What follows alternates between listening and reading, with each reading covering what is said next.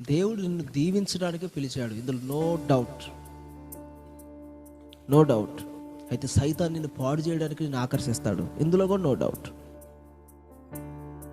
లోకం నేను ఎందుకు ఆకర్షిస్తుంది? పాడు చేయడానికి. చదువుకునే పిల్లలు లవ్ అని ఎందుకు తిరుగుతున్నారు తెలుసా? సైతాన్ ట్రాప్ అది, పాడవడానికి. చదువుకుంటే ఉద్యోగాలు వస్తాయి, బాగుపడతారు, కానీ ఈ లోపల లవ్ అంటాడు. లేకపోతే ఇంకేమంటారు తెలుసా? ప్రతి దేవుని పెట్టారా, ఈ లోపల మద్యం, మాదక ద్రవ్యాలు, లేనిపోని అన్ని అలవాటు చేసి, ఆ సిగరెట్ అని, అదని ఇదని అలవాటు చేసి వాళ్ళ లైఫ్ను స్పాయిల్ చేయడం. హల్లెలూయా.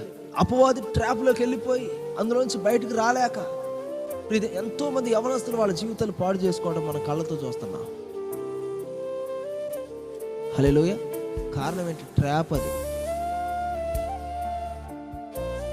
సైతాన్ ట్రాప్. నీకు అర్థమవుతుందా ఈ ట్రాప్? మీరు బాగా ప్రార్థన చేసుకుని మీ కుటుంబాలు ఎట్లుంటాయో, ప్రార్థన 10 రోజులు మానేయండి, మీ పరిస్థితులు ఎట్లుంటాయో మీకు అర్థమైంది.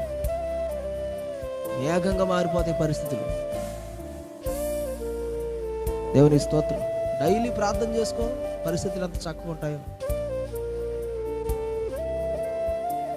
చక్కగా దేవుని మాటకు విధేయత చూపించు, పరిస్థితులు ఎట్లుంటాయో.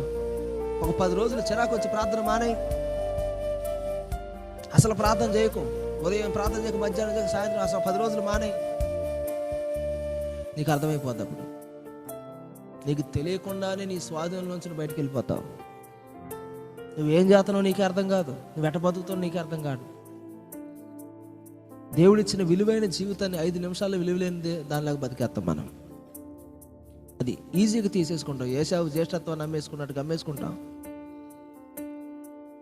యాకోబేమో గుడారంలో ప్రార్థన చేస్తున్నాడు, ఏశావేమో అడవులెంబడి తిరగటమే.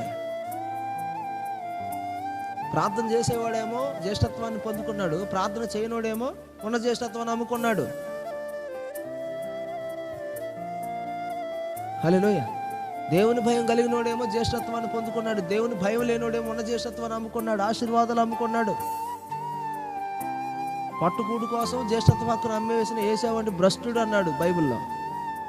పట్టుకూడు కోసం. హల్లెలూయా. అర్థమైందా?